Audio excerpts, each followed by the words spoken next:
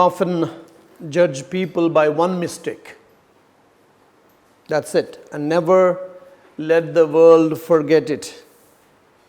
We keep on repeating that mistake one has done and continue to identify him with that. And that's how we remember David, the sin of adultery with Bathsheba, the mother of Solomon.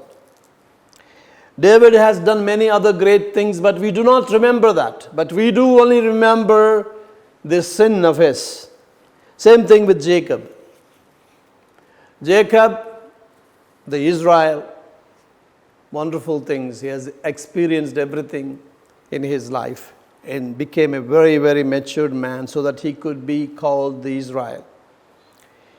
But we remember when we talk about Jacob cheating on his brother, how he made him to give him the birthright.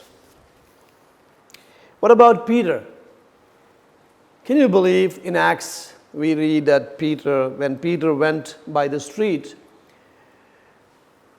thousands of people laid on the street so that his shadow may fall. And Peter died as a martyr, upside down on the cross because he was not worthy. But what do we remember about Peter? About his denial. 3 times. Immediately that strikes to us. His denial. That's why Shakespeare once said, "The evil that men do lives after them. The good is often interred with their bones." So my dear friends, I want to tell every one of us, including me, that if we do evil, people think, okay, he's getting away with it. No. It remains. Because evil is evil. A lot of people think people get away with bad things, bad stuff.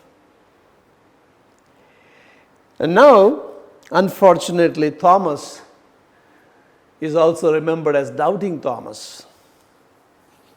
I mean, he had come to India in 52 AD, he died, pierced with a lance, and we don't remember him. And in the gospel too, we had a lot of things. Let's go and die with him, he said. And he's the one who said, how do we know the way? Because we don't even know where you're going. And that's how Jesus clarified. And today's famous gospel too comes out very good, thanks to him.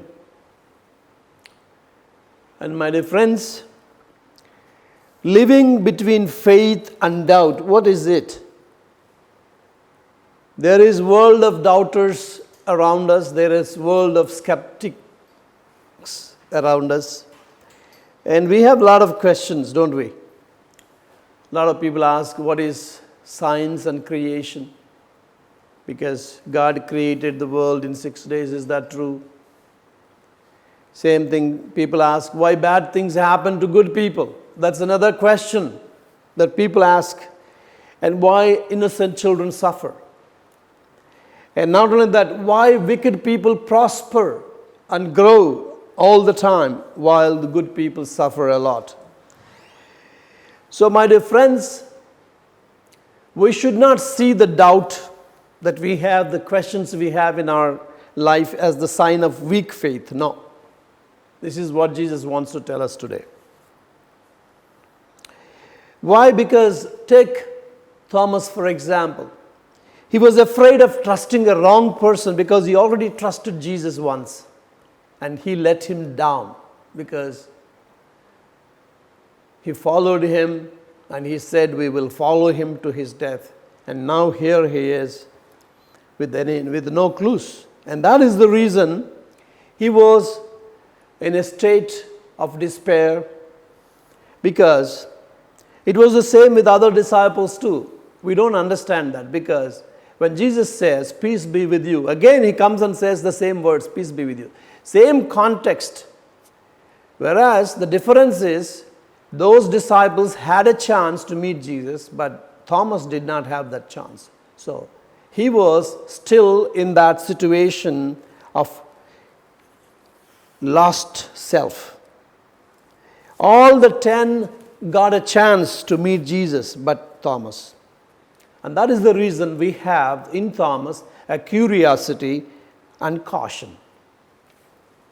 Because he's curious, because he could not believe things that happened, though they told him, but also the caution, because he was afraid. It is the same with us when we are let down by somebody. We do have doubts. So my dear friends, Thomas is skeptical in nature. We understand that. But after 8 days, at the same time we must understand, he had an honest doubt, not a dishonest doubt. Why? Because after 8 days, he was looking for Jesus once again. He was waiting for Jesus. And after 8 days, Jesus finds him back and greets the same way he greeted in the first instance the apostles. Belief is not bunch of facts. It's not about bunch of facts. A lot of times Christians think, Catholics think it's all about doctrine. Yes, it is doctrine, but it's not all of that. A lot of times we know a lot of doctrines, but do we think that we are still believing? When a friend says to you, or your mother or father says to you, I believe in you, what does it mean? What does it mean? It means, I love you. I believe in you means, I love you. It's about, belief is about loving and trusting. It's about loving and trusting Jesus. And that's why St. Faustina was called to put the signature, I trust in you. Jesus, I trust in you. It's about love. When we love people, we trust people. When we love people, we take a step forward to do things. So my dear friends, believing should not be superficial. It should be deep. It's about trust and love. A man not afraid to ask difficult questions. That's what Thomas was. He was not afraid to challenge. He was not afraid to go into deep. Nelson Mandela, who has freed the black people from the slavery. 38 years he was in the prison. You know what he says? People are afraid of not darkness, but afraid of light. Why? It is about trust. It is about what you can do. It's about trusting the capacities. It's about trusting what you can become. That's why all the people are afraid, not about darkness. We are afraid about light. We are afraid to take step forward. We are afraid like Thomas. And my dear friends, this skeptical nature is in all of us. Same with many prophets. What about the prophets? Job had a doubt. David had doubts. Elijah had doubts. Jeremiah had doubts. Now, the skeptical nature of Thomas is nothing wrong, because he wants to go deep, launch into the deep. He says, let us go and die with him. Because if I believe in a cause, let me die for it. So he is challenging himself. He is challenging every one of us. Belief is about dying, because you trust, you love that cause, that person. And that's why. Belief is about knowing what that cause is, what that person is. That's why St. Thomas says, we do not know where you are going, how do we know the way? There are a lot of Christians and Catholics who do not know much about Jesus. They know something superficial. They don't know the way. They don't know Christ. They don't know really, because they have not loved. My dear friends, and Jesus says, beautifully. He answers Thomas beautifully. What did he say?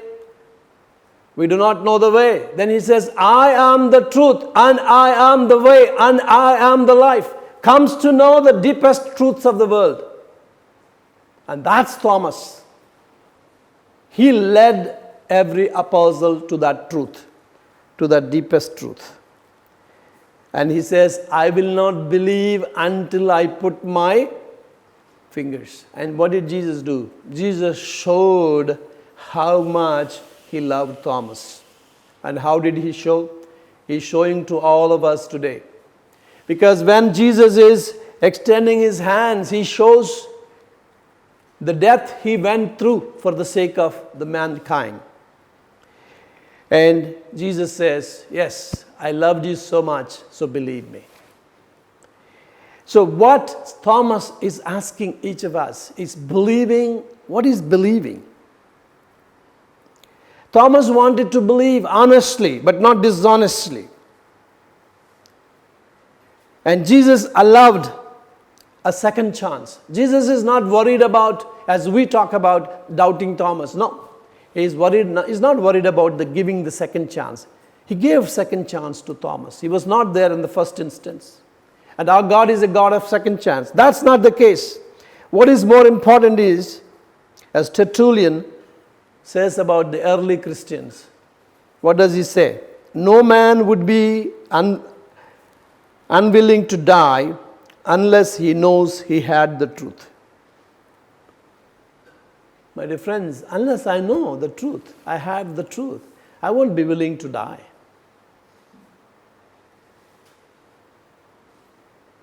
That's why Jesus says, I am the truth. Then if he is the truth, what did Jesus say? The truth will set you free. And I can say this from my own experience, my dear friends, the truth will set you free. If you find Jesus as the truth, and you have the freedom. You have that freedom that nobody can give and nobody can take. I can tell you that. That's what Jesus is calling us today. What makes faith believable? What makes faith believable? What convinces us, if you ask? Gandhi was not convinced when he went down to the church and where he saw the discrimination, So, what convinces us is the miracle of transformation, authentic witness. And that's why Mother Teresa convinced every Indian, every Hindu, every Muslim, and every Christian. Why? Because of the authentic witness. The saints did the same. Saints believed the truth and they died for the truth, and that convinced us, my dear friends. Today, miracle of transformation can happen. And early Christian community, first Christian community, showed that. And that's why people believed and became Christians. Maybe perhaps today there is lack of faith, lack of authentic witness. Today we don't have witnesses. We don't have examples, even in the families.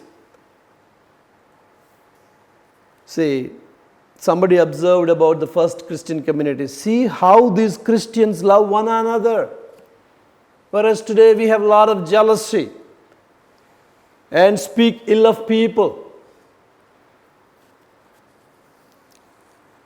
A lot of times I get to meet or get to listen or get to know about the Amish community. And I think you too must have heard of it. And people speak of them about non-violent community, how they would not retaliate. That takes us, that convinces us, that transforms us. Today, do others see something worth believing in us? Do others see something worth believing in us? Is there anything that somebody can say, I believe in this fellow because he's this? I remember my father, a man of resilience.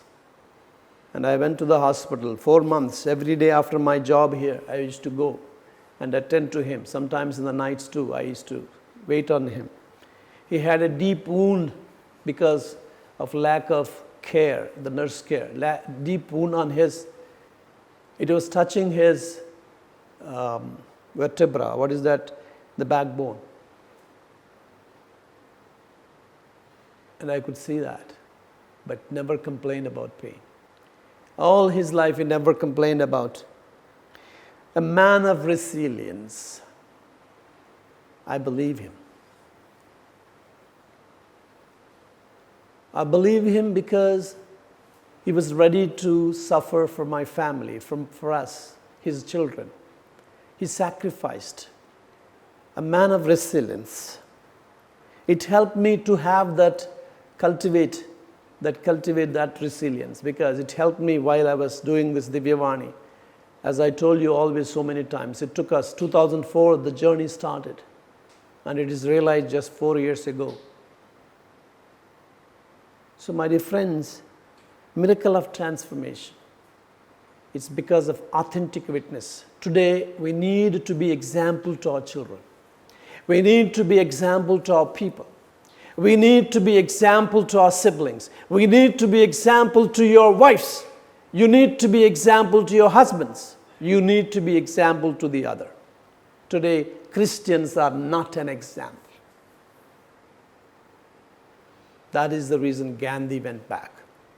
Mother Teresa pulled everybody because she was an example.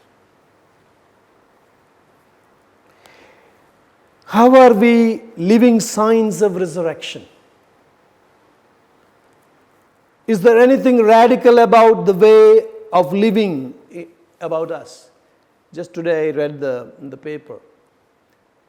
These friends put together money and then bought a van to take the people from the hospital to the mortuary, from mortuary to the burial ground or cremation place.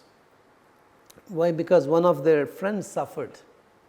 And they did not have anybody to take. And these people, that is what attracts us. This is the witness. This is the truth. This is what attracts us. Radical about. Is there anything radical that you and I can do? There are some children who are appealing to people and helping the people, like migrants or immigrants. What is the church doing? Anything radical about it? What are you doing? Anything radical about it? As a family, as a father, as a mother, as a priest, are you able to give anything radical about the way you are living? That's what Mother Teresa did. That's what St. Thomas the Apostle did. I'll end this with this example. In 1930, a communist leader, Bukharin, came from Moscow to Kiev to address a huge assembly. And he addressed the huge assembly of the gathering, and where he spoke 1 hour, thrashing the Christianity with his arguments and ridiculed the Christianity. And finally he finished saying, "Are there any questions?" There was silence all over. There was silence. Nobody retorted him. A solitary man, one man, asked permission to speak. Then he came onto the stage, looked left and right, and then moved close to the communist where he was, and then looked left and right, as I said, and then he said, you know what he said? "Christ is risen." And all the crowd told in reply, "He is risen indeed." The whole crowd. Isn't that something, my brothers and sisters? So it is not by arguments you win people. It's not by ridicule. It's not by your reason. It's not by your crowd. It's not by your efficacy. It's by your witness. Nobody spoke one word against this man. Everybody practiced charity, and that impressed this man. And that made him to believe that Jesus is risen, and he is risen indeed.